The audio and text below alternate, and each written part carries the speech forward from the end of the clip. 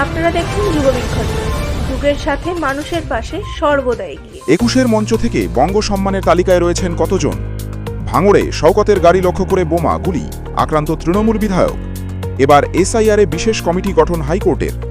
দেশ জুড়ে ভুয়ো বিশ্ববিদ্যালয়ের তালিকা প্রকাশ করল ইউজিসি। আপনারা দেখছেন যুগবীক্ষণ খাস খবর।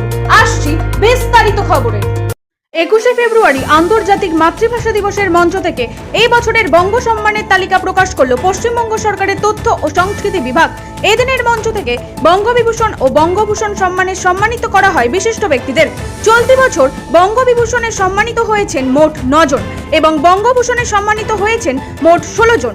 এর মধ্যে বঙ্গবিভূষণের তালিকায় রয়েছেন নচিকেতা ইমন, লোপামুদ্রা, বাবুল সুপ্রিয়, নগেন্দ্র রায়, অনন্ত মহারাজ সহ বিশিষ্ট ব্যক্তিরা। অপরদিকে বঙ্গভূষণের তালিকায় রয়েছেন পরমব্রত চট্টোপাধ্যায়, কার্তিক দাস বাউল, অদিতি মুন্সি, রূপঙ্কর বাগচি সহ বিশিষ্ট ব্যক্তিরা। শনিবার সন্ধ্যা থেকে অশান্ত হয়ে ওঠে পোলেরহাট। তৃণমূল নেতা খাইরুল ইসলাম সহ অনেককে মারধর করা হয় সন্ধ্যায়। অভিযোগ, এলাকার বিদ্যুৎ সংযোগ বিচ্ছিন্ন করে মারধর করা হয় তাদের। এই ঘটনার প্রেক্ষিতেই থানায় অভিযোগ দায়ের করতে গিয়েছিলেন শওকত। ফেরার পথে তার গাড়ি লক্ষ্য করে থানার 500 থেকে 700 মিটারের মধ্যে বোমা ছোড়া হয় বলে অভিযোগ তৃণমূলের ক্যানিং পূর্বের বিধায়ক শওকত মোল্লার। এই ঘটনাকে কেন্দ্র করে আইএসএফ আশ্রিত দুষ্কৃতীদের কাজ বলে অভিযোগ তুলেছেন তৃণমূল বিধায়ক। আপনারা দেখছেন যুগবীক্ষণ বিনোদন বাংলা। সুতরাং এই চ্যানেলটি আপনারা দেখতে থাকুন।